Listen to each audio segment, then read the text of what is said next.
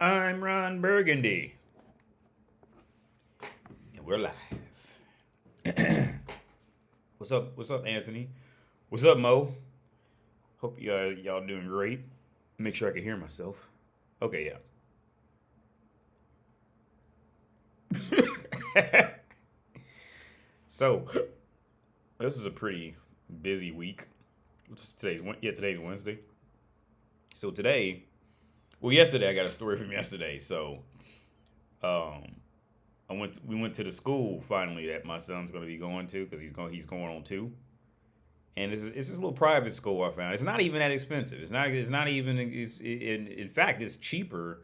The school we found for him is actually cheaper than like daycare, and it's an English. It's an international private school, right? And I went there today because they had this thing where it was like showing where everybody's parents were from, which is crazy, man. Because like it is people parents from Norway and South Africa and Netherlands, it's from everywhere. It's people in there. The family in there. The family, the kids who are in there are literally parents from like all over the place. So it's every different type of language that can probably be spoken in that motherfucker, right? But the primary language of the school is English and Czech. But it's one of those international schools. Absolutely mind blowing from my standpoint, right? I was walking through the school looking at because the kids they put together this like I guess every kid put together this fucking like I don't know like this piece of paper on construction paper. So like my mom is from here, my dad is from here, type of shit. I just went down the whole hallway and just read all of them, right? And it had like the facts about the country, like what I think is like is it Kyrgyzstan is where apples come from. I didn't even know that. I started reading all this shit, like different animals and whatever the fuck, and different types of foods and pictures of where their family was from and history notes on it. Shit was wild, man. But anyway, funny part was it's not it's funny, but it's funny, but it's not funny, but it's funny, right? What's up, Simon? What's up, random mortal? uh, so we took my son up there. We all went yesterday, right? And just so he could see it, and then because Esmeralda, his mother, never seen it. So I was the only one who even seen the school. I was completely impressed by it, and like it's one of the things it I was very happy with it, right? But anyway, so we go up there, right, with him. It was the family. We went up there together. And so first he's shy because all he wants is mommy. My son, all he wants is mommy when he's somewhere new, kind of thing. So we slowly got to like getting open, and then we went to the room where other kids were, right? Now this was like a deeper part, right? And it's weird because like he doesn't speak English. My son doesn't speak English yet. He pretty much only understands Czech. Like if I speak to him in Czech, he'll do like exactly what I tell him to do. But if I speak to him in English, he only understand. I think he more just understands the inflection of the tone versus what I'm actually saying, kind of thing, right? So we take him to the room where the other kids were, right? And this is where I gained a lot of perspective, like on how he sees me, mommy, in the world, kind of thing. So he goes up to this kid, right? This kid is playing with this like car, and Kratos thought he could just walk up and just take the car from the kid, right? So he walks over there and just walks over there and try to take the car from him.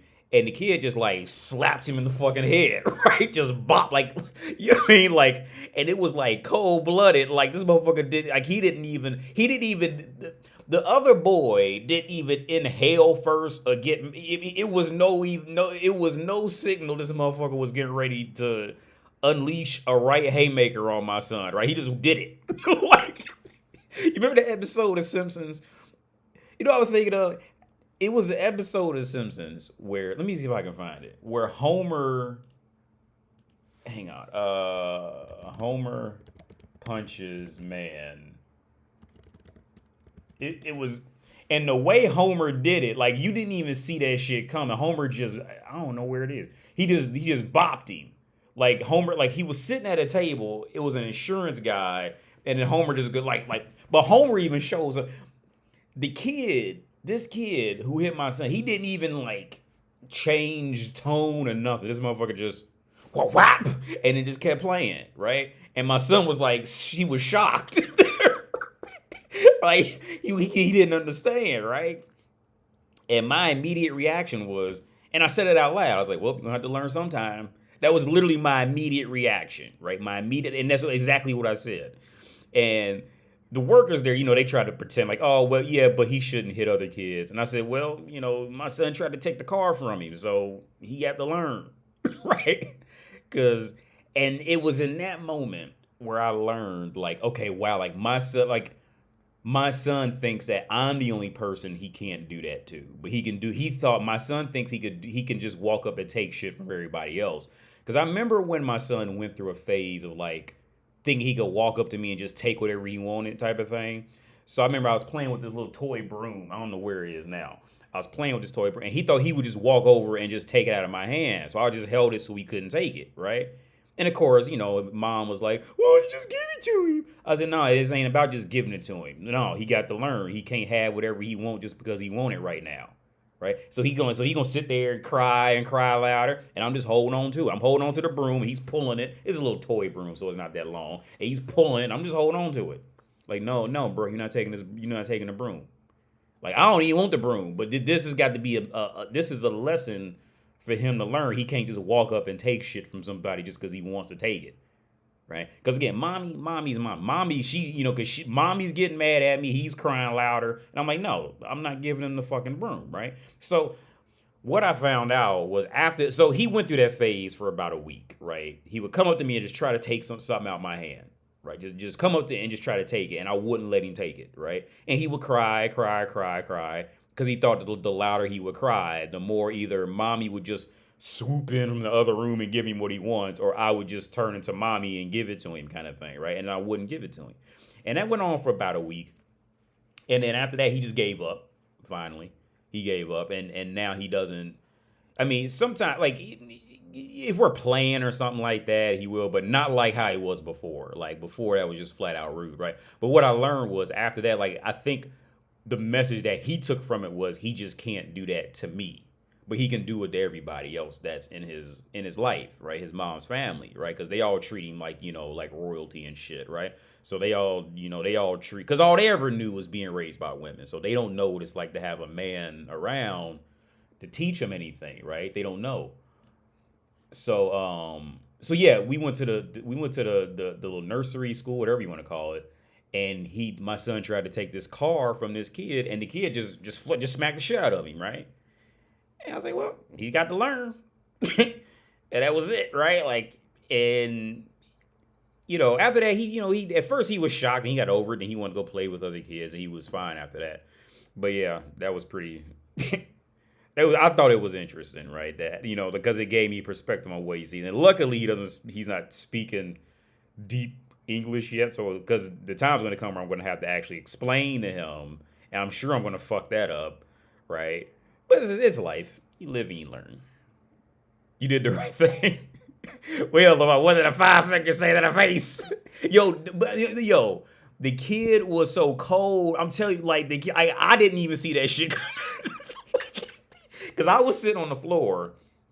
This other kid kept coming up to me, and he just kept giving me cars. Right, I'm like, oh wow, that's cool. Like, what is this? This is a police car? I'm like, talking to the other kid, and then so my son this other kid was like playing like close to me. The kid who smacked my son, he was playing like next to me, and my son thought he could just walk over there and take his fucking car. It was a little red car, I think. He thought he could just walk over there, just take it, right? And the kid, my son walked over there, put his hand on the car, and like just tried to move it. And the kid let go of the car and slapped him in the head. But it was so fast.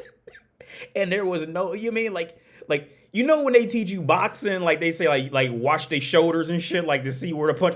Dude, you wouldn't even have seen that. Like he would have slapped the shit out of me, and I wouldn't have seen that shit coming. This motherfucking toddler would have smacked the shit out of a 40-year-old man, and the 40-year-old would have been surprised, right? Like I wouldn't have seen that shit coming. So his little ass definitely ain't seen. He probably even know he got hit. He probably was just didn't even know where the feeling came from. He probably, it's probably one of them things like next day he knew, he woke up on the ground type of shit. It was probably one of those type of things, right? I say, well, and I immediately said, well, because I seen the whole thing happen. I was sitting right there, it was right in front of me, right? I seen the whole thing happen. So I couldn't have been mad at the kid, right? I said, well, he's got to learn. And the girl, she started laughing, but she said, well, yeah, but he shouldn't hit other kids. But she ended up being, so I ended up talking to the other girl. She's from San Diego. And we ended up talking for a while. She's from the U.S. and she came here.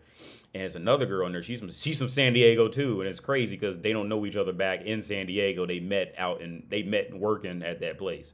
And they're both from San Diego, which is wild. But yeah, and today they had this get together with like it was like they had like a South America room, a Asia room. They didn't have any American. I don't think they put an American room in there, but they put they put a South America, Africa. They had an Italy/Greece room where they had like Greek salad and all. And they said they made Play-Doh like out of flour, coffee, and oil. I didn't even know you could do that shit. And they made it smell like coffee, which was kind of awkward. But I mean, hey, it was an activity, keep the kids busy, so I'm not mad about it. It was like, yeah, so you went to like all the individual rooms. They had like a whole theme that the kids decorated in that, in that theme of that like continent or country, whatever the fuck it was. But it was real nice, man. And the what do you call it? Like the leader, the headmaster, whatever you want to call it, she's fucking amazing. I think she's great. Because she told me her life story. She pretty much did kind of the same thing I did. She moved to a village and didn't speak, the language and lived there for years. So like she knows what it's like to live in that scenario. Which I think that opens up a whole nother part of your, like, I think that going through scenarios like that just opens up an entire different part of your awareness on communication. And just like, your complete awareness on just like on observing things. It's like when you go live in a country or a village or whatever where you don't speak the language, nobody speaks your language. Very few people speak your language on any conversational level. So you have to learn, other ways, deeper ways of observing and communication. Now you're still gonna fuck up from time to time, but you definitely learn a lot. And I think it's one of those. Again, I think it's one of those things you can't learn unless you just do it.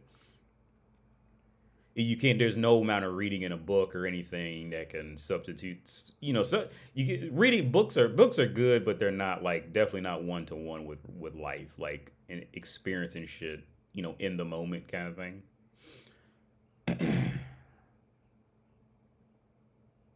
But yeah, what's up, Grave Rave? In God we trust. In the Veterans Department, we do not trust. Oh wait. Mo says he's got to learn one day. Yeah. Yeah. Because you know what I never liked? I never liked, like, families who did that whole thing of I'm just going to just fight for you no matter what kind of thing. Like, because I think Dave Chappelle, he talked about it in a stand-up. He said, like, when shit happens, the first thing you ask is, well, what did the person do? Kind of thing, right? Like, and my thing is like I never really cared for like that. I was never a cliquey person or anything. I was never a cliquey person. I was never a person like that, like a clique or like a group person or anything like that. Because I just never liked the idea of just like hang on.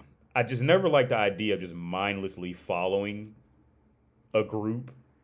I never liked that idea of that. So I never liked people who would just like mindlessly fight for other people unless they seen everything that just happened. Like I remember one time we were riding a bus home from school, and a friend of mine, he used to be much shorter than me. Now he's much taller than me now, but back then he's a year younger than me and he was much shorter than me, right? And we were riding a school bus home, and I seen the whole thing happen. This one dude named Brian, he came and like tried to kick my friend out the seat. He would like my friend had been sitting there the whole time, and he came there and tried to kick him out the seat, right? And he's like pulling him, and I'm like about 4 or 5 seats up. But you know, depending on what time you get on the bus and all that shit like that, you know, you can see shit. So I watched the whole thing happen. Like the Brian kid, he came up there, and I guess he told my friend to get up or something, and then my friend said no, and then next thing I know, like Brian's like pulling at him, and my friend's like trying to stay in the seat. But my friend, he's small at the time, so he really can't fight. So like I remember I just walked over there and I just like punched him in the fucking mouth, like bop, right? And he just stood up. The Brian kid, because he went like that, and then he stood up, and he looked at me, and he just got his book bag and walked to the like a scenario like that, yeah. Because like I said, we rode that bus all year. We knew the protocols to all this shit. And the Brian dude was I think he just wanted to pick on my friend for whatever reason. Because I seen the whole thing happen, right? Now scenarios like that, I advocate, you know, fighting for somebody, you know. Especially, you know, like I said, it's a school bus. You ride a school bus every day. So everybody knows each other. Everybody knows what's going on. You know, something like that where you have a strong, firm grasp of what happened, kind of thing. Yeah, then I'd say it's okay. I would advocate fighting for somebody. But out in the world, like when people just go up and just want to beat up other people just because the other person's mad and shit, like that's my uncle, that's my cousin, that's my niece and all. No, I never been a fan of that. Never liked that. Never liked that. I had a family member who was getting beat up by a dude. She was dating this dude and she was getting beat up by, and I was the only one who, I still remember this. I was the only one who said, do not fight for her. She is exactly where she wants to be. And motherfuckers hated me. I was like, I don't say hated, but I wasn't. I wasn't the highest looked upon person because I was not blindly trying to fight for her, right? And I was the only one saying, do not fight for her. That woman is exactly where she's dating that guy, and the guy's beating her ass. Okay, if she didn't want to date that guy, she would know exactly how to get away from him, right? The only reason that's going on is because she wants that, and people say, well, I don't want it, so I want to beat the guy up. It was all these, you know, all that I heard all from various sources in the family. It was like that, and I said, and it got to the point where I was like, okay, mark my words. 6 months later, she's still gonna be with him, right? And 6 months later, I was getting a phone call saying, yeah, Wendell, you were right. She went back with him, right? Yeah, it was like, yeah, you're right. She went back. She went right back there with him. That's what she wants. Yeah. You should review Yara and Jovi from 90 Day Fiance. Ukrainian woman with an American man. Oh my God. Let's look that up real fast. What is it? Yara and... Oh, I can't do it on a live stream because it's gonna be copyrighted. But yeah, the look at her face, yeah, she's gonna be a piece of shit. She's gonna be a piece of shit. I could tell just by this picture right here. She's gonna be a piece of shit to him. Yeah. Yeah. He deserves better than I could tell just by yeah. Him and her.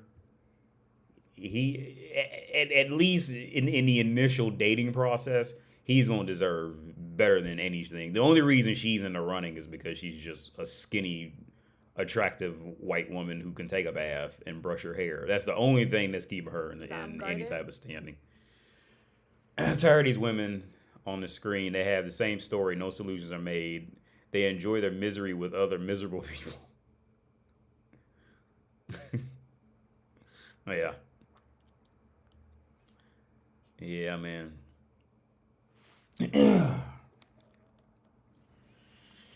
Oh. But yeah. No, my son, he definitely, like, because I took him on this slide, like, about 2 or 3 days ago. Well, I didn't mean to take him on the slide. Actually, what happened was I took him to the mall to, you know, just to kill time, just to walk around with him and shit. And I just remembered there was, like, this, like, outdoor, like, kind of, like, small play area for kids. And it had this bigger slide, right? That he's never been on a slide that big, especially the kind that does like that, the waves kind of thing.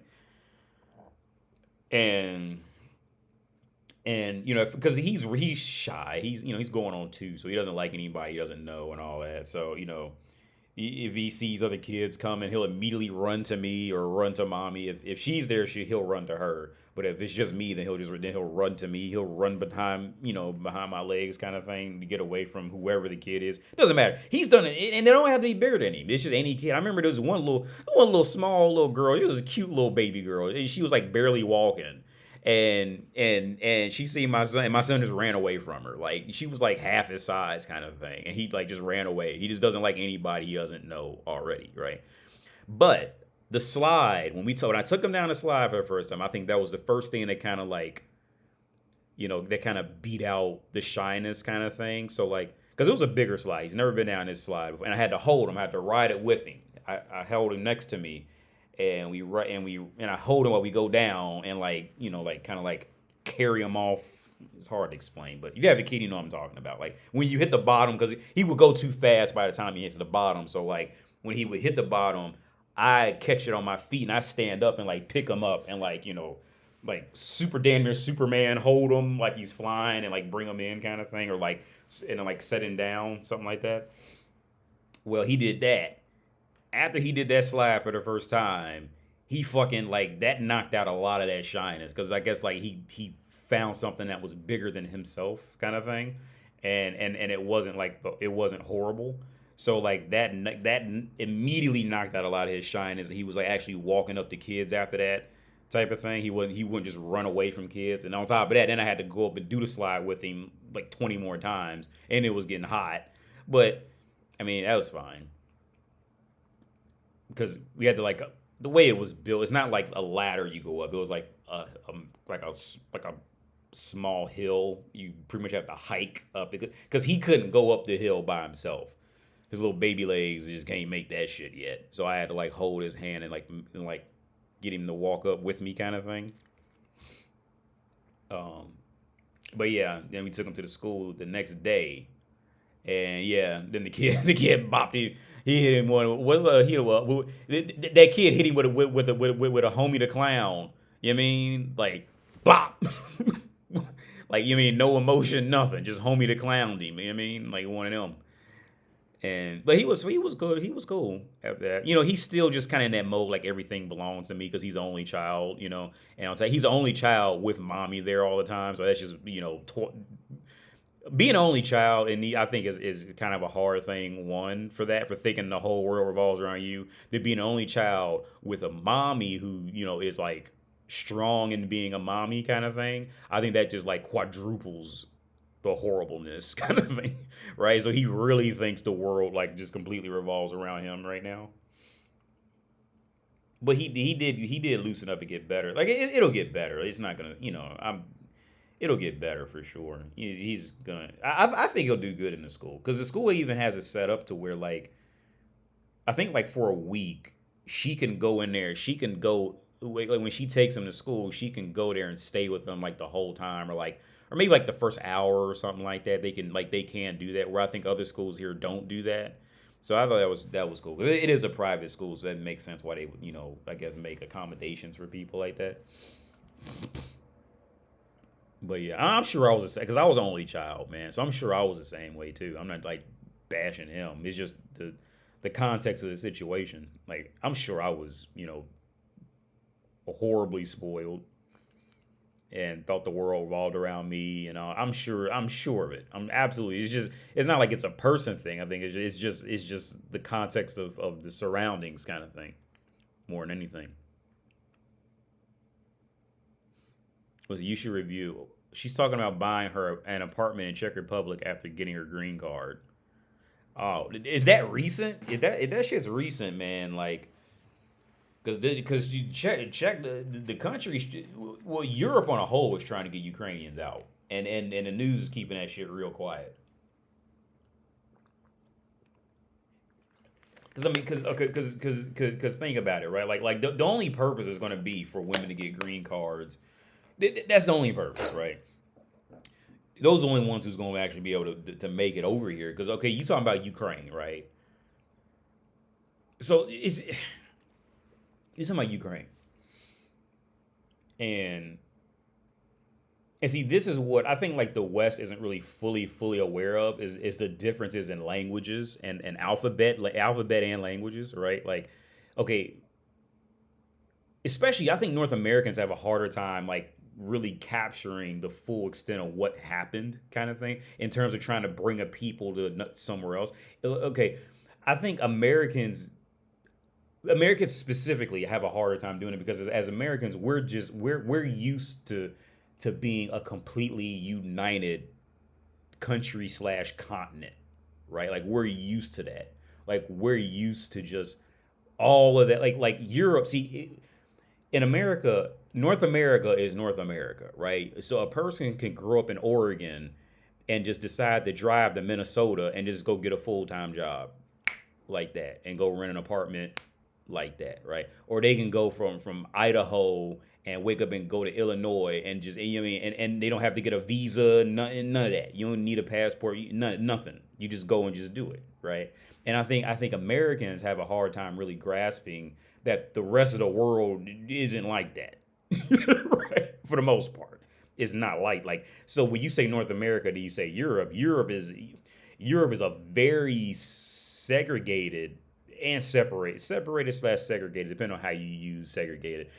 But it's both. It's very segregated and it's far more separated in more terms than just country lines. Because once you talk about these differences of languages, right?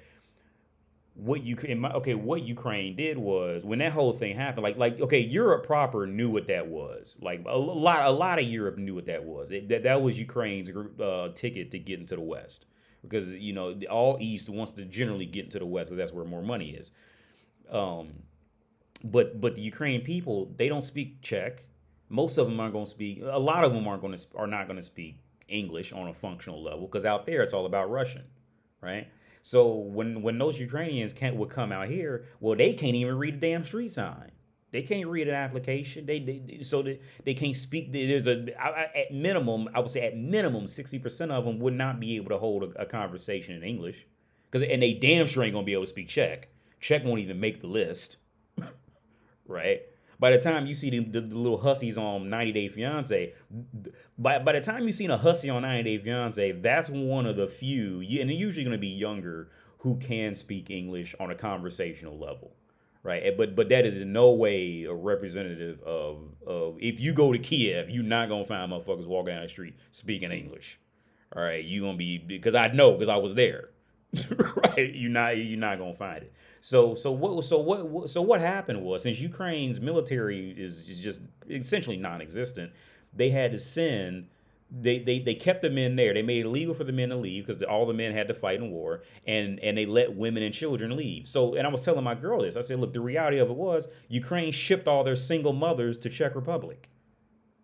And let's be more real about it. Ukraine shipped all their uneducated single mothers who are, due to the context, they sent illiterate, uneducated single mothers to Czech Republic on government handout money, right? Let's just call a spade is what, because they're going to be illiterate because they can't read or write none of this language, right? Right. Now the other part was because every Czech person I knew had grown tired of, when they would come and talk to me about it, they would unload, like, be like, I just want them to leave, like, but out in public, they're never gonna say it out in public, but they'll wait and hide till they get the people they can, feel comfortable around. They want the motherfuckers out of here, long time ago. That lasted about 4 or 6 months. They was happy to have them here because of what happened. After that, they wanted them to leave, like, and the news don't talk about that shit at all. They keep that shit quiet, right? Want them to leave, but because it kind of comes into the scenario of like North America with the illegals, with illegal immigrants, right? Now, logic does okay. North America and illegal immigrants that's even that's a different scenario in and of itself, because I explained that to my girl, my spouse, call her girl. I explained it to her about the realities of money loss. And in reality, see, what white collar America does not want you to think about is all the credit card debt, home loans, car loans, student loans, health, all these other fields that have horrific debts, them illegal immigrants. Look, the government literally accidentally the government literally misplaces more money than the illegal immigrants supposedly cost every year. They literally just don't even know what happened to it. Just it's just chalked up as we lost. Literally, it's chalked up as we lost it. Oopsies. Right? But like when Donald Trump at the time, who was pushing all that, see, they never talked about that part of it. See, Donald Trump never talked about how, the home loans. I think the home loans are 150 trillion or some shit like that, or 10 trillion. I can't remember. I'm off now, but it's like wildly over anything that even the most inflated of numbers about the illegal immigrants in North America is. The white collar debts are far exceed anything that the brown people could ever add to that, because and a lot of that's due to racism in the country. But with the whole wealth distribution and all that, the Browns they can't even begin to accumulate that much debt because they don't have the money. Right? Who has all the money? So who's making all the debt of the country? Right? It's just basic logic right there.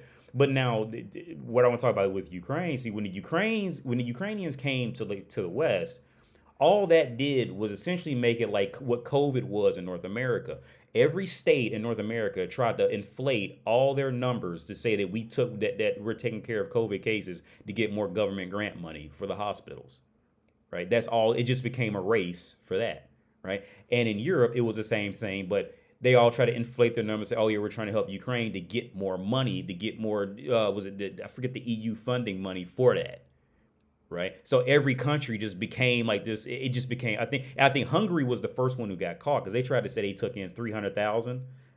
And then when they actually dove into it, out of the 300,000, 298, I think 290,000.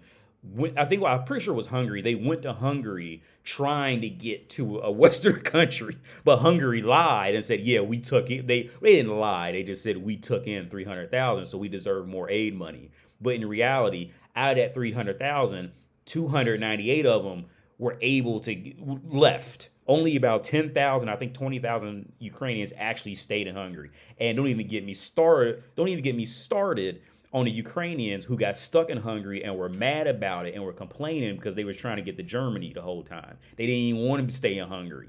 With the Ukrainians. Now, I'm not saying the shit wasn't fucked up, but with the whole context of them leaving, see, that leaving was a green green light to get into the West however way they can.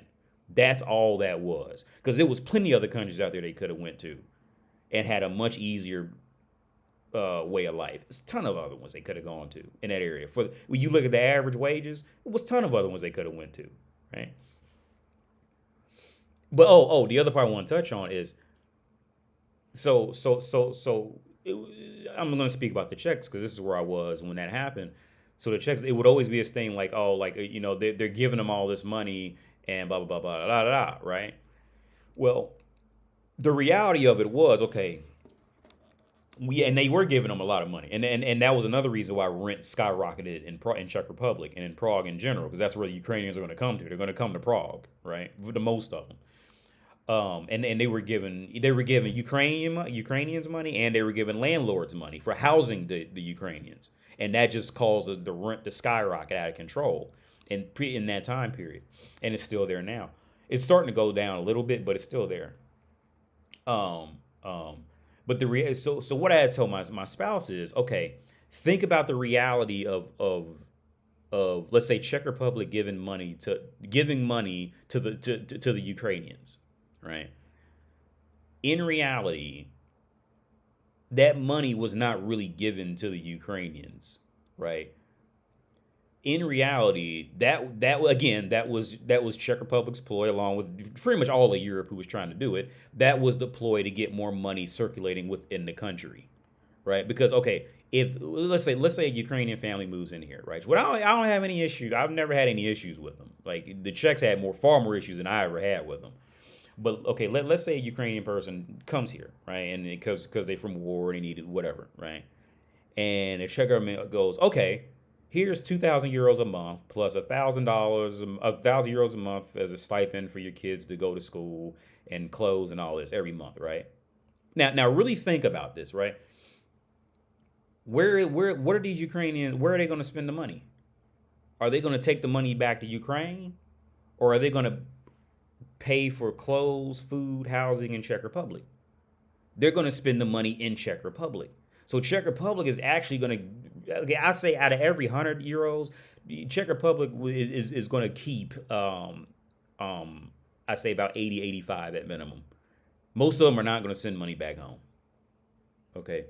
So yeah, so when it came to the topic of when and this is where I would have to like, talk to when I'm speaking to my Czech friends about it. I said, no, like I get it that they're mad at the Ukrainians for like, taking all the free money and housing and shit like that. But in reality, the country is actually keeping all that money. They ain't got nothing to do with the Ukrainians. It has nothing to do with them. Because notice whenever every country's money start getting low, they start finding little ways to get the Ukrainians out. Kick them. It was never about helping the Ukrainians. It was never about that. It was about the countries trying to keep money. Because everybody's country's poor. Right? Everybody's country's poor. Everybody's country was already operating on fumes before COVID happened. Most countries either operate on fumes or they're operating off of selling a pussy for protection, one or two, right?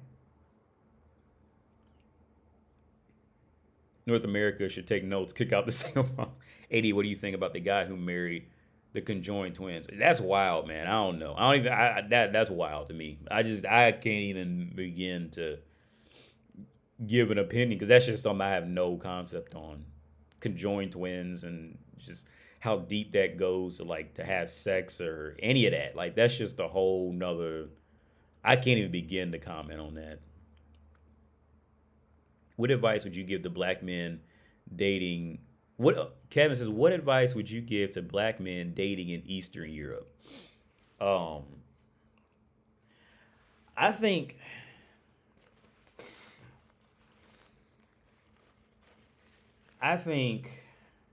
now,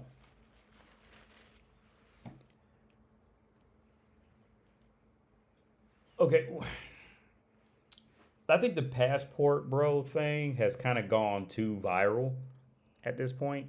So I think first I want to say this. I think many Westerners will automatically be viewed as a passport bro now, right? Especially, I think that's a thing in Europe. And again, see, the reason why Europe can kind of turn its nose up at shit like this is because Europe has just enough money to not be like, like looked down upon poor kind of thing, right? Like, because other places on earth, once they get that low, then they're not going to turn their nose up at it. But Europe, for the most part, can hold its head up by at least just saying yes. I mean, even if they're in a poor country in Europe, they can say, well, I'm from Europe. And they can at least hold their head high because of that compared to like, other places on earth, right? But I think nowadays you're gonna be already be seen as that. So the advice I would give you for dating an Eastern woman is what I'll say is the same thing with any woman. Don't be too nice.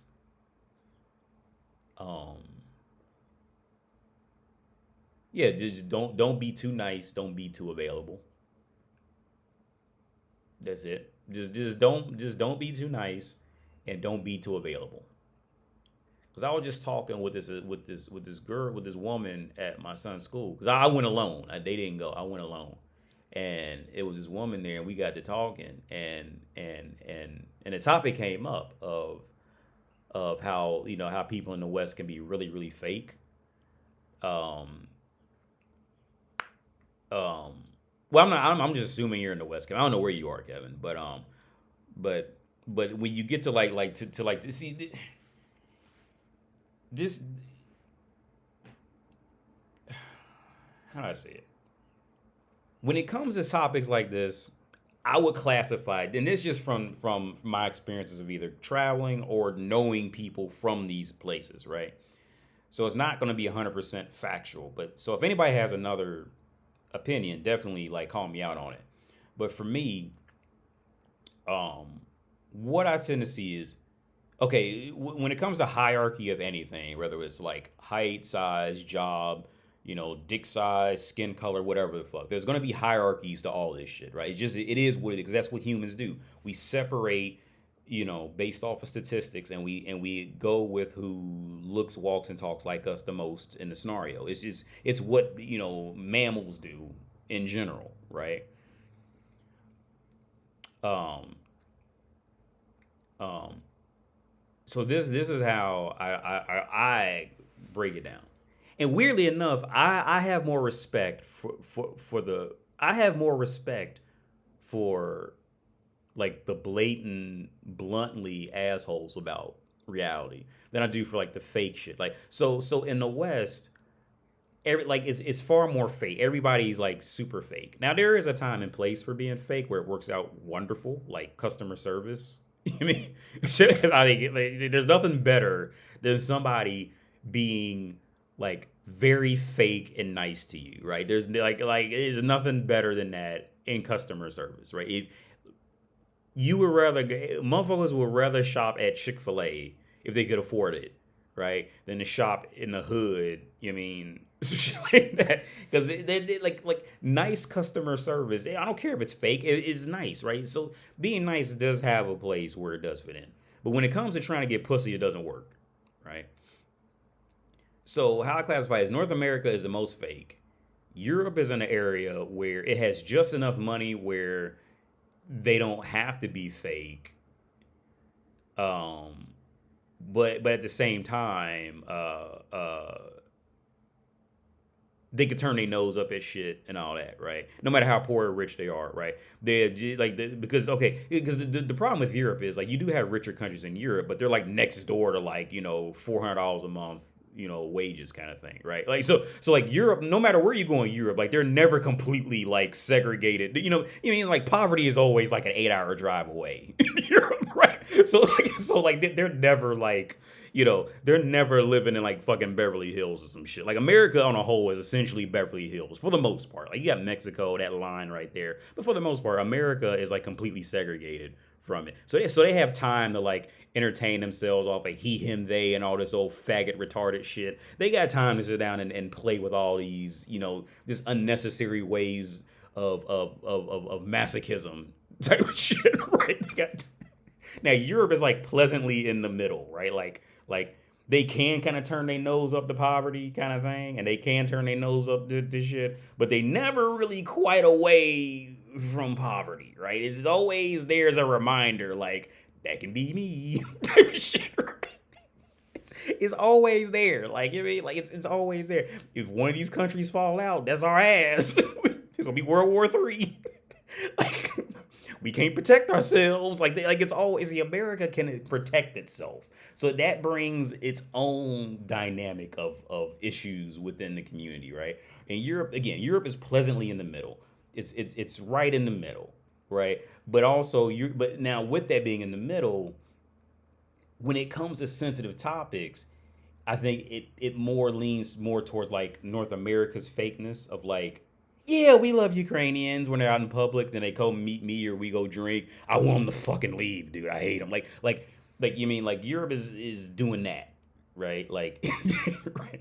Like that all that fake niceness about like world issues is mimicking North America's fakeness, right? Because they figure like, well, you might as well type shit, right? Now, when you talk about like the Asian, like any person I knew who grew up in any Asian country and shit like that, right? From the women I've dated to the friends I grew up with, right? It would never take you too long before you found somebody in their family who just didn't give a fuck, right? Like they was just a whole different breed. A lot of times it'd be just that person, but if it wasn't that person within their household, it wouldn't be long till you found a motherfucker who just doesn't care. They don't play like, yo, it is what it is. And the weird part, like, I have more respect for the cultures that just don't give a fuck, right? I think I mentioned a while back how I remember when I got my first job, my first abroad job was in China, and I actually rejected it. They offered it to me, and I rejected it. If you looked for flats or jobs, they would put in the advertisement light complexion only. Oh, no, white complexion only. applied. Like they didn't give them motherfuckers don't care. Like they just did not give a fuck.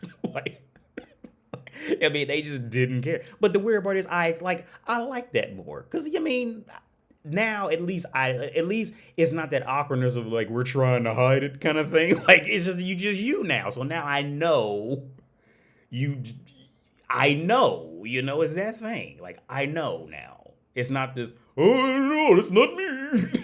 I don't see color, all this shit like that. Yeah, I mean, like, you ain't like this motherfucker really see. Now you got to go to that next extreme. Do they really don't see color? Now you got to think about it and all that shit. Like, and it just makes the whole thing more awkward. You know what I mean? Now it's, because then you try to be cool and blah, blah, blah, and it just adds so much more complication to it. But yeah, like Asian communities don't give a fuck, dude.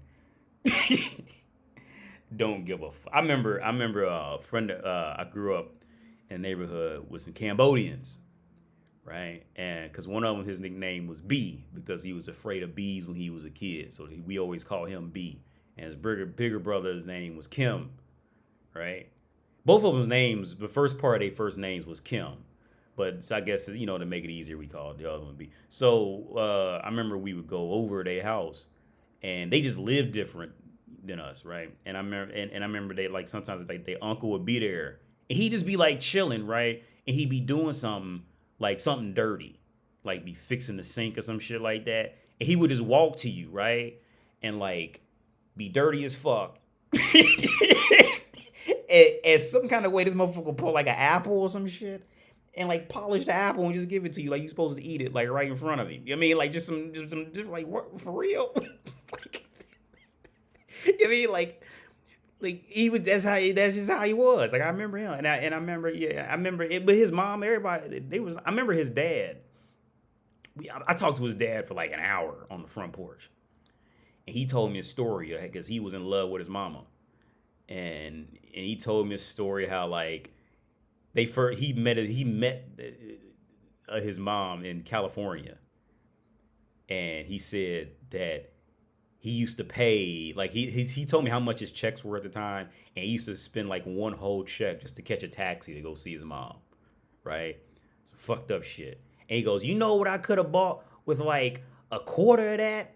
He said, back in Cambodia, I could have bought a whole chicken. He goes, I could have bought one whole chicken. And you can see him just like fantasize about that fucking chicken. He didn't even break it up into chicken breast or thigh. No, he said one like as if it was a pet. I mean, like I could have bought one whole chicken and ate that motherfucker for a week, but I wanted to see his mama that bad. And he was like, he was, he was real. He wasn't bullshitting. He was telling the truth. I remember he would look off in the distance and just get the fantasizing about that chicken. Like, bruh, man, cried. Like, he would just think. I could see it in his eyes. He cared about that fucking chicken. And I bet he kind of regret that shit too. I bet he kind of rather that chicken a little bit more than.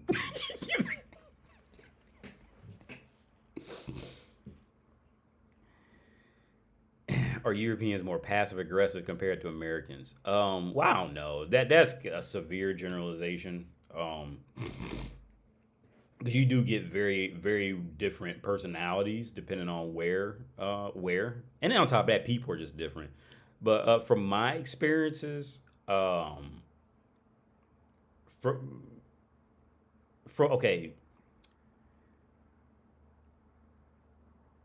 my experiences, no. I think Europeans do have a better sense of genuineness. Like if they talk to you about something, there's a good chance that they were at least interested at first, or or they're seriously interested. Like in America, everybody's so fake to the point where like you just never know, kind of thing, at all. Like you just never know. Even if you talk to somebody, you just don't know if they're like actually interested, or they're like just trying to fake it, or whatever kind of thing. But as far as passive aggressive, I think America struggles a lot more with all those micro cues of social standing. I think America struggles a lot more with that.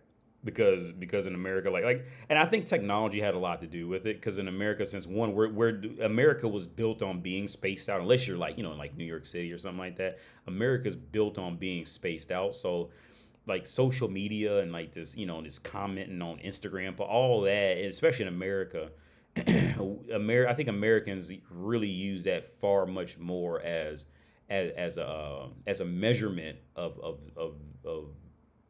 social sociability. Is that the right word to use? If that's even a word, I think that Americans, we're using that far more than people out here.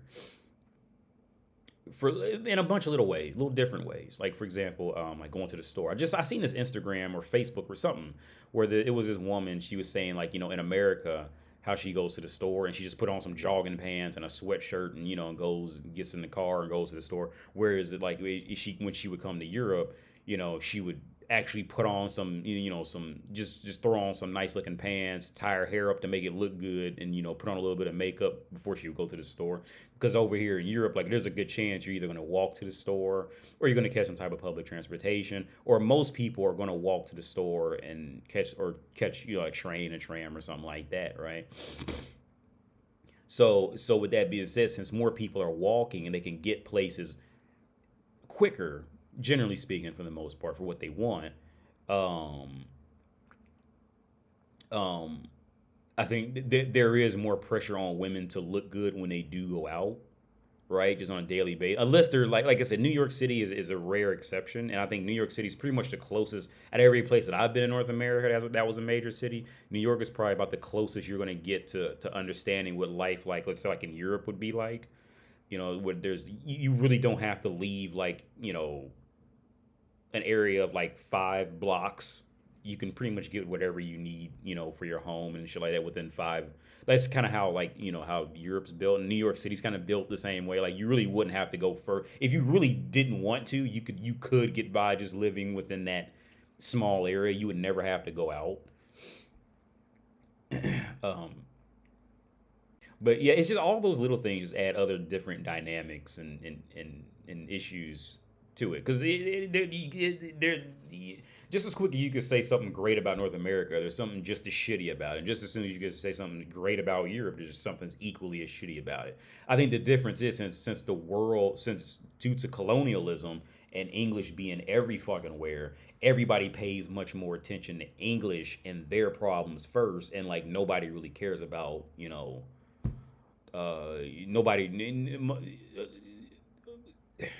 countries who speak English like that okay, because there are countries that speak English that you would never even know existed, and they speak English like Americans speak English, but you would never even know they existed.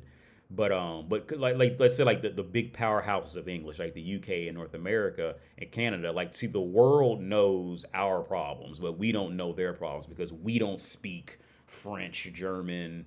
We don't speak that shit. We don't speak, was it Congolese? We don't speak that shit. What is Congolese? Is that the language of Congo? I don't know. I'm fucking stupid. But you get what I'm trying to say. Like, so they'll know our problems, but we won't know any of the issues that they're struggling with. Like in many places in Europe, like housing is just awful. And it's been awful for a while now. When I first came to Czech Republic, I was spending $5 a gallon on gas, $4 or $5 a gallon on gas. 7 years ago. And I don't think gas has ever been cheaper here. But like, so the thing is, like, people like to try to make fun of Americans for being dumb and all. It's not so much like, and I never liked that argument either, because it's not that Americans are dumb. It's just more because it's just due to colonialism. Is that the world is going to know everything about North America before North America will ever know anything about the world, and that's just due to colonialism and English being spread that much quicker. From the start of maritime trading. That's just what it was, right? French, Spanish, Dutch, and English. But English essentially ended up taking over. In media sense. That Cambodian brother was starving. But yeah, let's go with this video. I feel like I am guarded, but it's not because of personal experiences. It's because of things I've seen in other relationships. Like, people like, I've experienced being the side bitch before and getting more than even the main girl was getting, and him being more honest with me, and Like, you know, just having people in my messages with a girlfriend all on their page, like everything. And it's just, it's traumatizing. So it's like being in that position, you see, and like even some of my friends, like they're going through hell right now and like losing themselves. So I don't want to be. You would give up if you were those friends, is what I'm saying. So seeing those things. Yeah, so I'm giving up. I'm like, no, so you're giving up before you even start the relationship. You meet a guy that you like. I already feel like you're not gonna be that guy. You're gonna be in somebody else's DM. You're gonna be talking that you're gonna get a side chick. So I'm not gonna give you all of myself. I'm just gonna rock out for right now, and then when I see anything, I'm giving up. Until we get close enough, right? And like if it's real, you're not gonna have those doubts about it. Like you're gonna be like, I should stay. I mean, I'm 24 years old. Okay. Honestly, so it's like I'm not looking to just be like. Even with a man, with us men, to be honest, it's hard for a man to give up on a pretty female. Period. He has to find out dirt on her to give her up, and we go search for it. I don't care. I don't give a fuck if he walks out. If he walks out the house and I tell Rico, "Oh my God, she's getting on my nerves every day. I can't deal with it," and she looks good, I'm not giving up on her. Okay, now I tell you this from my every guy is gonna be different. Maybe it's just his philosophy. Now, when generally men would be like that. I'll tell you what can cure that of a woman just be like if you talk to a girl and she was just pretty and most guys would just say fuck a deal. When I was younger, I would have done that. But I tell you what would knock you out of that is one of two things, and this is just to help men with this, right? Let's say you talk to a woman who you know is a piece of shit, makes your life hell, but she's just pretty, right? What'll knock you out of that is either one, when you have just try like the most disgusting, wildest sex shit that you can with her and see what she'll do, right? And if she'll do that with you, she did it with somebody else, either in the past or will do it with somebody else in the future. One. Two, this isn't so easy to fall into, but this is what also helped knock me out of that, was running hookers when I was in college. And you hear how women talk about you behind your back and all that. Oh, it's gross. But that's not an easy thing to do. That's I stumbled into that. But three, this is a thing that you can that if you can get there, you can do it. Go to a brothel and just watch the women, just hang out with them. And really give thought to what they do and what they can get away with just because they have the body of a woman, right? This is why I told my girl, like, was about 2 months ago now. I said, because I was telling her about this Indian girl who was beautiful. She's a beautiful girl. And I told my girl, yeah, see, beautiful means nothing to me because I've already seen what women do, what women can do and will do. And it's always the ones you never think would do it, right? It's always those, right? The best bank robbers are the ones who you would never think are bank robbers. That's how they end up the best bank robbers. It's always a motherfucker who looks like a bank robber who's the worst one. Motherfucker walk into a bank just looking like a bank robber. Police now. Like, he didn't even pull out a gun yet. He just walked in there with a duffel bag and a ski mask on his shoulder, right? Because you look like a bank robber. It's always a motherfucker walking in there looking like a fucking babysitter or some shit like that. Them be the best bank robbers that never get caught.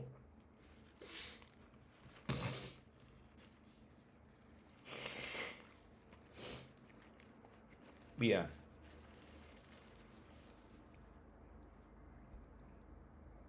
Like I said, when I was younger, I would have been on that. Like, just because the girl's pretty, but no, like I've just seen, heard it done too much. Where I told my girl, pretty is good enough that a woman being pretty now to me is like looking at a pretty car or like a pretty building, right? Like I can say, yeah, that car is pretty, that building is pretty. I don't want to stick my dick in a concrete building.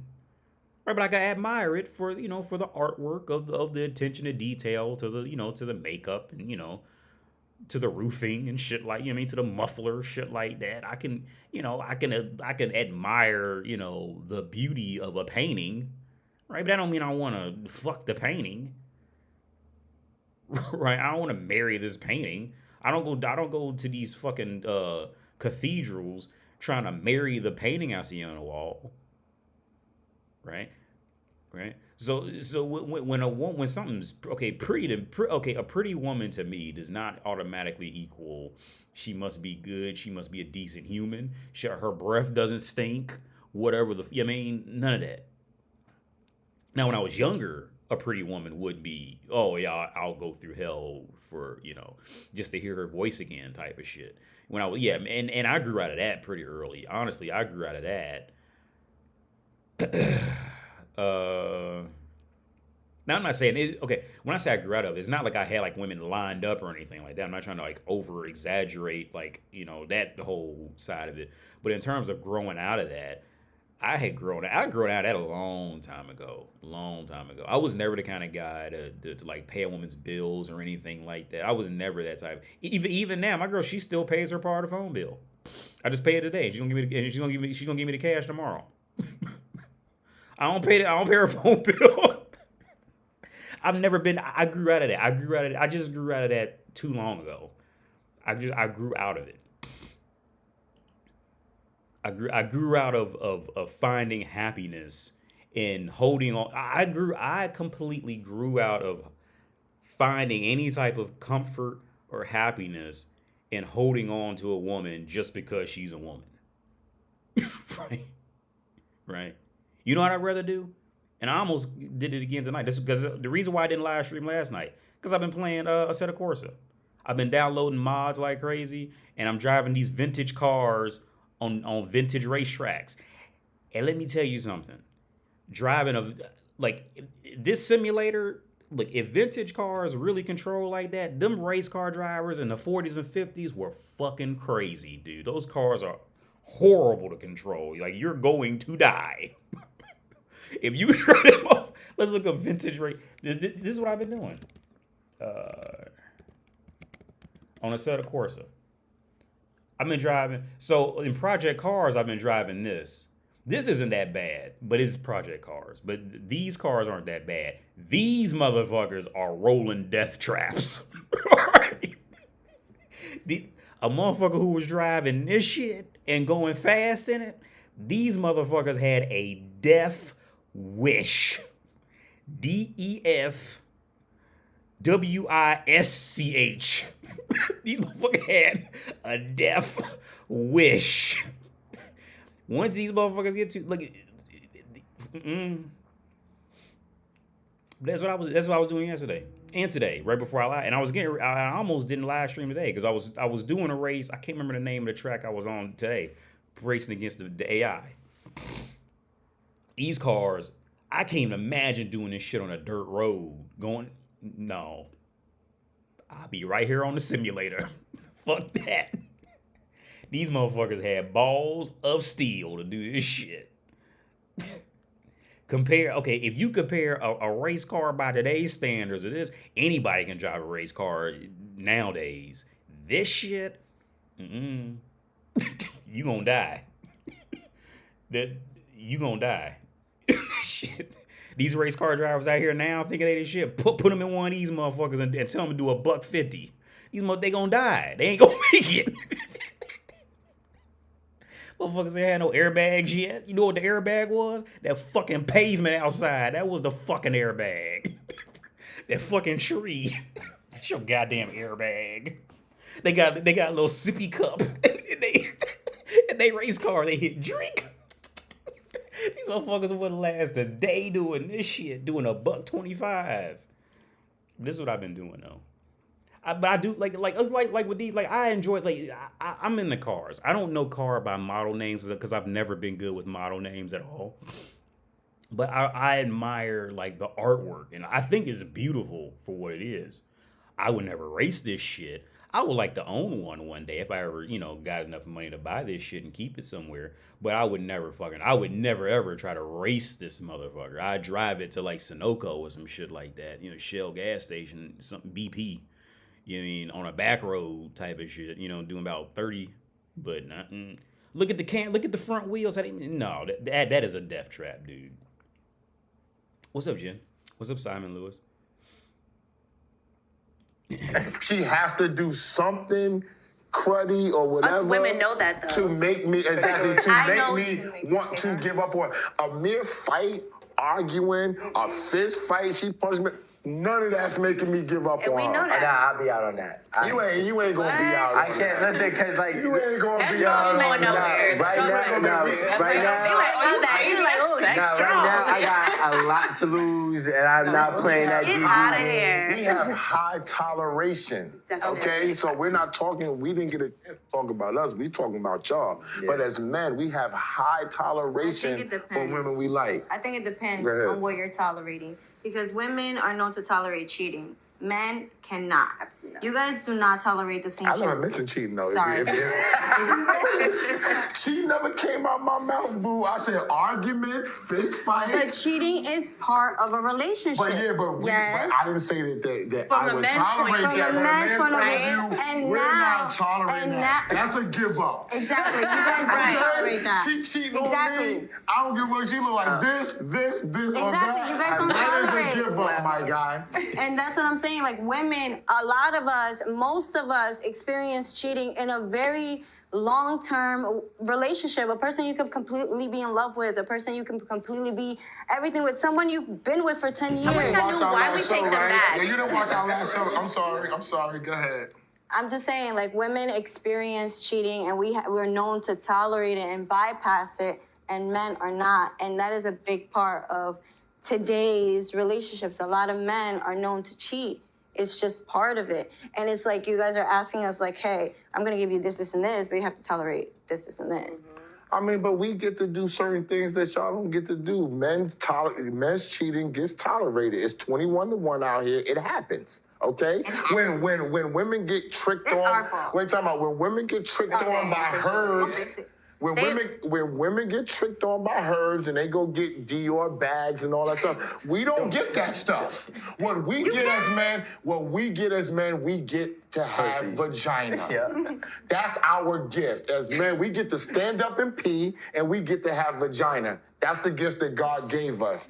Y'all can't hate on that. Y'all got gifts. Y'all get to look good. People want to see women. Women look at women. Oh, y'all look good. Men look at women. Oh, y'all look good. We don't get that shit.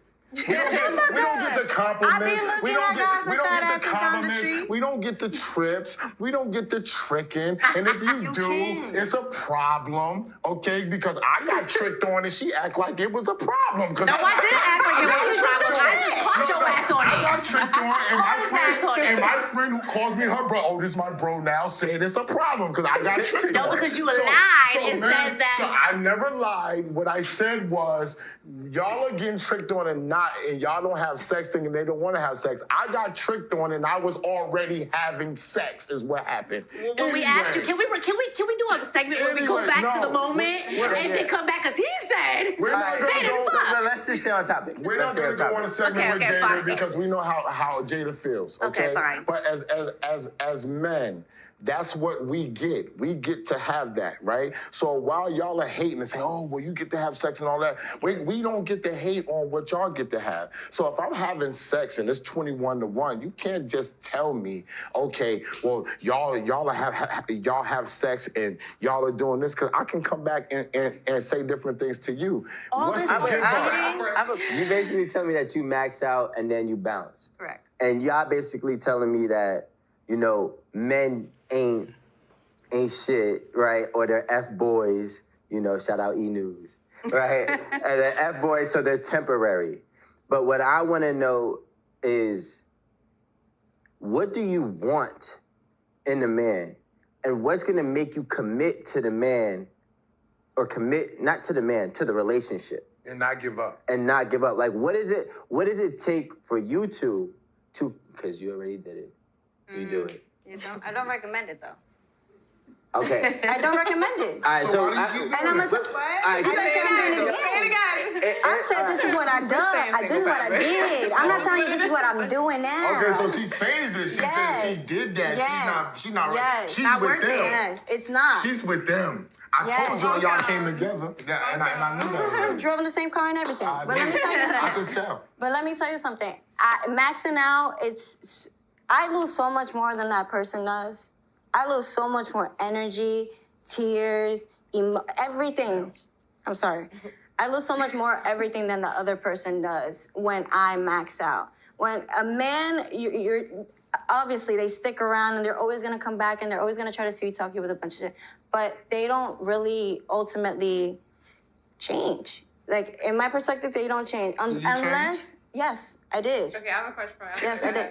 But men don't change until they're a certain age. Like, honestly, I haven't been in a situation with a person that has had the mentality that I need from a man that's younger than 35.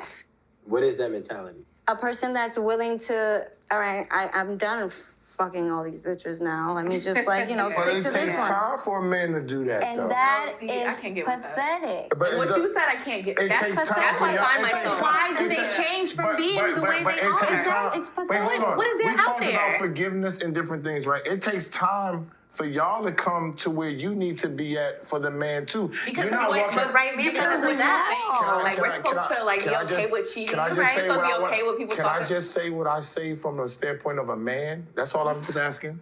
You know what I'm saying? All right. You know what I'm saying? Y'all, we have to stick out different things.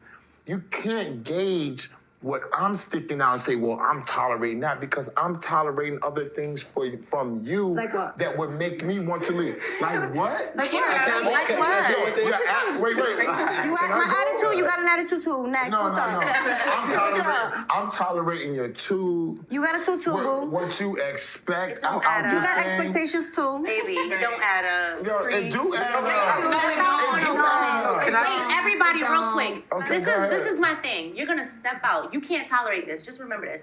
You're gonna tolerate. We have to tolerate a man leaving our relationship, laying his head next to the man that you take care of emotionally. I am emotionally attached to you. I give you everything. I give you all of me, and I don't think to go and lay down with What's all of you? another man. I give you all of my energy. I give you all of my me. I don't have. So what you give yourself? Because I know for a fact that women put themselves You're first. changing it. You're You ain't changing put, it. I know for Actually, a fact. to say You something, can't You're give changing me, it. When you really care about a man, let a woman talk to. Let a woman can't talk. give me all that. We heard the man's perspective. Okay. We go above and beyond for our man. When we really care about a man, there's nothing that we will not do for our man. You want me to? We will go to jail for our man. You want me to hold these Men do this that. shit and go It's to the last like thing on our mind. Men, But okay. What she's leaving out is she'll go. Okay, women go above and beyond for a man who does not go above and beyond for her. Right. Women. That's the main part she's leaving out.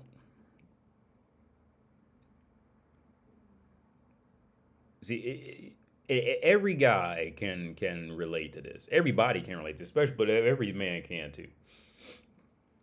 It's always the one you don't like. That's the one who likes you, right? That's how it always goes. It's always the one you don't like. That's the one who always likes you. Like, just, in a random everyday life. That's how it always goes. The girl you don't like, that's the one who likes you. Now, the deeper part is, and where y'all gets fucked up is because men are expected to be the ones to initiate and chase and all that. Right. And it goes back to that episode of the Twilight Zone episode. I think it's called the Chaser. What was it called? I think it was called The Chaser. Yeah, it was this one. It goes back to this episode. This is a great episode to watch. The Chaser. He goes, look at him. He got his nose up and chasing that pussy around. He's chasing her. But the Chaser, it goes back to this. See, and I spoiled it. But this guy is so crazy. Hang on, let me see if I can make it so it's in the center. This guy is so crazy about this woman in the episode, right? And so he gets so crazy about her. This guy sells him a love potion, and so the guy he takes it and he spikes the girl's drink with the love potion, and the girl falls in love with him. And I think this is a deeper part of the episode. The girl falls in love with him just like he was in love with her.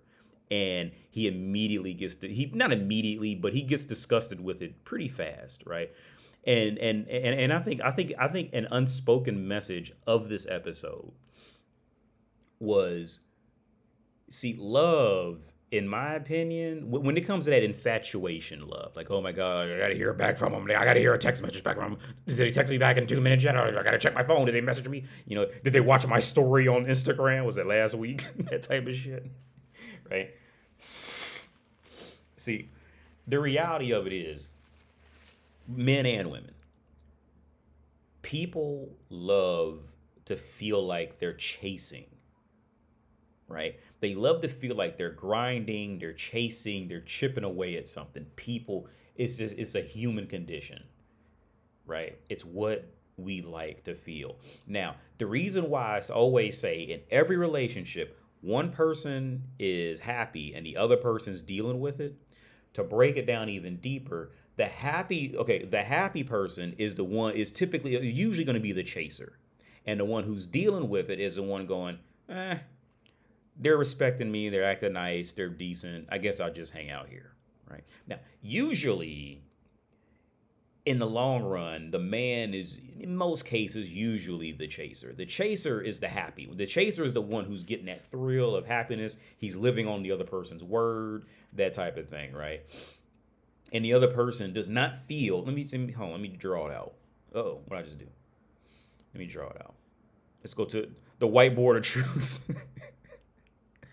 Yeah. Here. Should be, yeah. Okay. Let's do this. Happy. And then content. You guys see that? Yeah. Happy, content. So the happy person is usually the chaser, right? And the content person is the one going, meh, okay, right? Every relationship will break down to this point at some level. It doesn't matter what the relationship is. All right.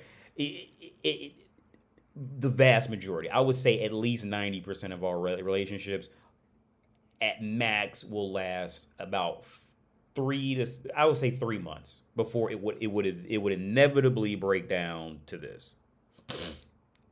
Right? The happiness is chasing. This is where the happiness comes into with a spouse. And the content person is going, man, okay, maybe I can get, X, Y, Z out of them, right? This is essentially where it will always break down, right? Because the man person can usually go take it either way. It don't really matter, but this part is what makes people happy, right? And not just in going off and fucking, it's in going and finding a career, finding a purpose in life, finding anything, right? Chasing is what makes people, chasing and surprises, right? And usually surprising is almost synonymous in this context, because the reason why you're chasing is because you don't really know what you're getting ready to get, because you're not going to chase after knowing you're going to always get, what you're going to get. So there has to be an element of surprise, but chasing is always going to be what humans go at. Like whether it's playing World of Warcraft or for playing us at a Corsa, whatever the fuck, where it's going to work and you're trying to get a promotion at work. That's what's going to keep you holding on every day, not knowing if you're going to get that promotion, beat the world record time, win the next match on Call of Duty, because you're chipping away at this sense of accomplishment kind of thing. Now, Call of Duty, now on the flip side, Call of Duty, the job, all that, they're over here. Call of Duty, the job, the girlfriend, whatever the fuck, the one who's the holder of it, this is them. Man, maybe I can get XYZ out of them. Call of Duty, maybe I get some more money if I sell them another battle pass. Well, I don't know if they sell battle passes, I don't know, but just entertain me, right? The Call of Duty, the job, the whatever, the promotion you're trying to get at work. See, the holder of it is just like, they don't feel, they do not feel that. It's always going to be one or the other. Right now, again, the part that I think that makes it more difficult is the fact that since men are expected to be the initiator, because women don't have much courage in the real world, among other issues, right? It inevitably throws everything off, right? Because as a woman's not supposed to approach or initiate, right? So she's stuck in this position to never being a chaser out of historically being strictly a consumer, right? The man now has to go out and be the chaser. So that leads the woman into being more bored, and that leads the woman into being stuck being over here. Content, to being the content one, I guess. Right now, again, the deeper message of this episode was that the guy finally seen what she had been going through dealing with him being like that. See, so back home. Let's go back to. So see, in this episode, what ended up happening was this ended up flipping, right? It flipped. He became, the guy on the right became, you can't see the guy anymore, but the guy on the right became the content one, and the woman became this smiley face. But the woman has a horrible smiley face. But you know what I'm saying? The woman became the happy one, right? And you see it in the guy's eyes, like he like it wasn't directly mentioned, but that's what happened. So he doesn't want the girl to be in love with him anymore. He actually goes back to the guy who sold him the love potion to sell him something to get rid of her, so she wouldn't be in love with, because he finally seen how disgusting it was. But this is why I always try to share with guys, like, only one person in a relationship, only one person feels happy. The other one's just going, I guess. It's always that. You might get lucky here or there and find a couple that can make that genuine, both of them are happy and make it last genuinely for a long time.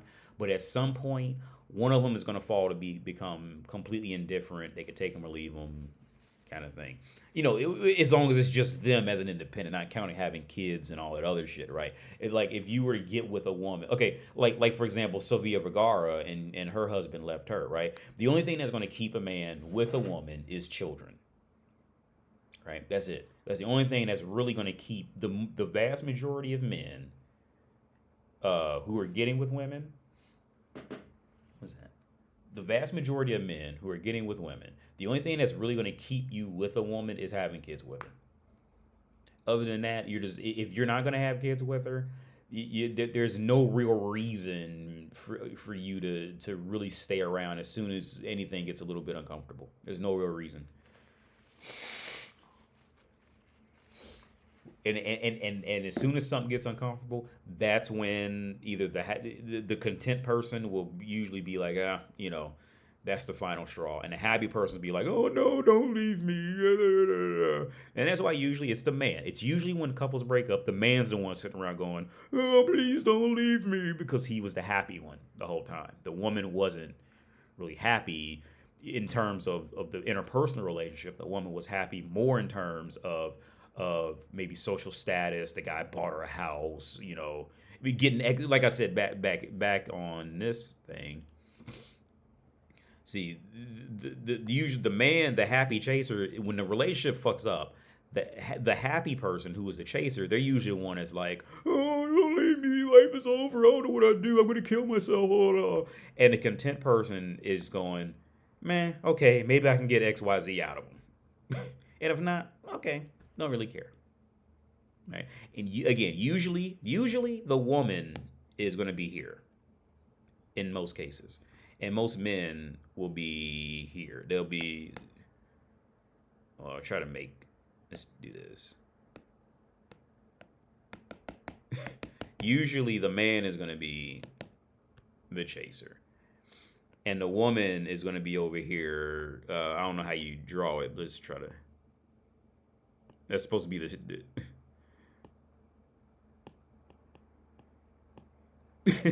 and the woman's going to be, maybe I get XYZ. Most cases, that's how it's going to be.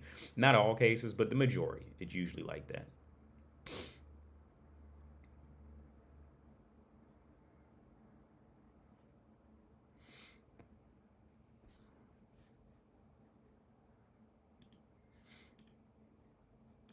Men do that. Men go to jail for their woman. I know plenty of men that there's nothing You that they will won't step do. out and sleep around on your woman, Yeah, and that's when we what do you it, can't. it's disgusting, and you can't even You never tolerate forget it. The only reason we tolerate men cheating is because it's been done so long. It's like a tradition for y'all. It's like We expect it. yeah, No. Okay. Yeah, and I meant to talk about that. So it's talking about like how when men and women cheat, you know, how women can supposedly handle men cheating better than men can handle women cheating, right?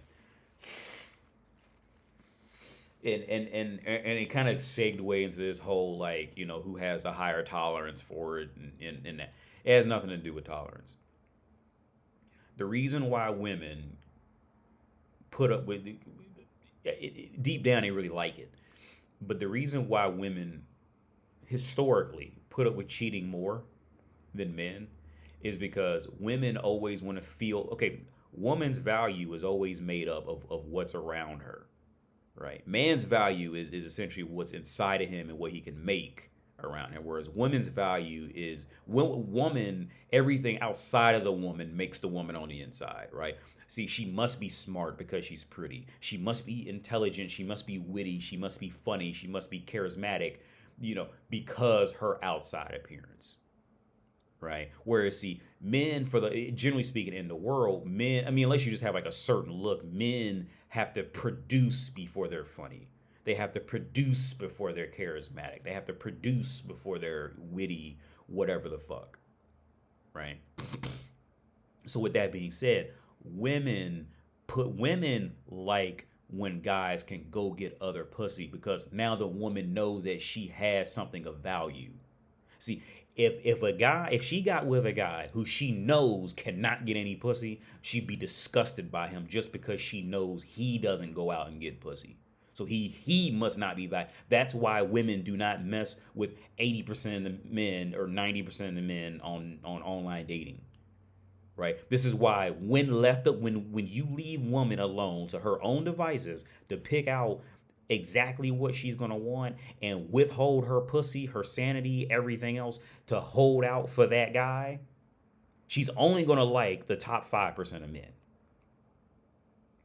Right? She's only gonna, because she is looking for something to make her valuable.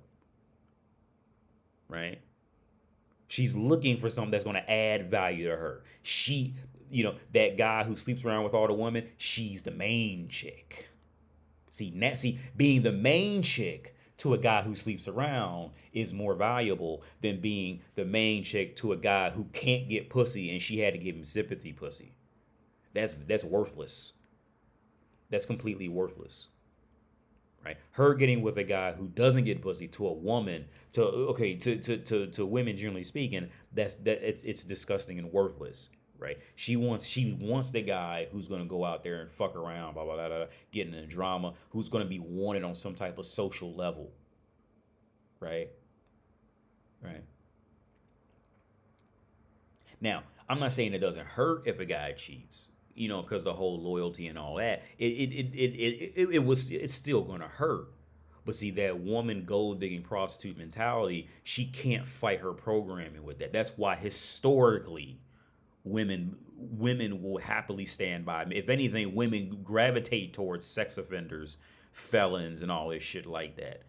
And historically, who sings all these love songs? It's the guys who couldn't get pussy before. I remember watching an interview with Adam Levine with Maroon 5. I remember somebody asked him, well, what's different now that you're famous? And he goes, oh, women like me now. Right? Because he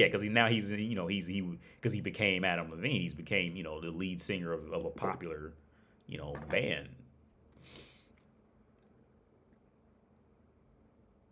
Yeah. And the reason why men, I would say this. I would say men put up with cheating more out of women. I think more than women. Okay, depends on the guy. Men will put up with cheating, or just women in general, when you're dealing in real life. Men, the reason why, I think Al Bundy even said this on Married with Children. The reason why men just never collectively just killed women off and ate them, apart from having sex with them, is because men are optimistic. Like, we truly have hope that women can develop and change into something likable, right? Men are always optimistic about life and development and survival, right? Like, men are, even though we're logical, we're also optimistic that we can teach you, we can train you, we can help you to become better. Women don't, on the other side, women don't care to help and train and help out men. They just wait. Women just sit around and wait for the men to become developed and then chase after that man.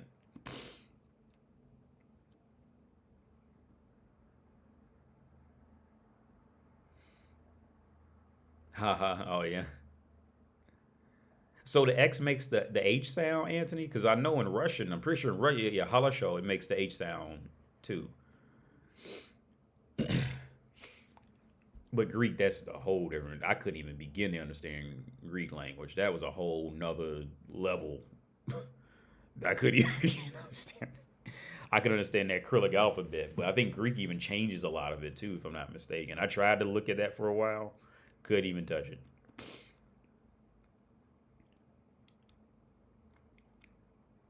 But yeah, it's 9:15. I'm gonna get out of here, man. So I was on the live stream for an hour. It's an hour and a half. So I'm gonna get out of here. I'll probably catch this up tomorrow. Y'all have a good day. I'm gonna get out of here pretty early tonight. So y'all have a good day, evening, night, wherever you are. I'm gonna put this on Subscribe Star, and y'all have a good. Yes, X in Greek is chi or chi, like a hard H. I see. Okay. So he's AD. Yo, see your parody account. Yeah, I'll catch y'all later, man. I'm out. Peace out.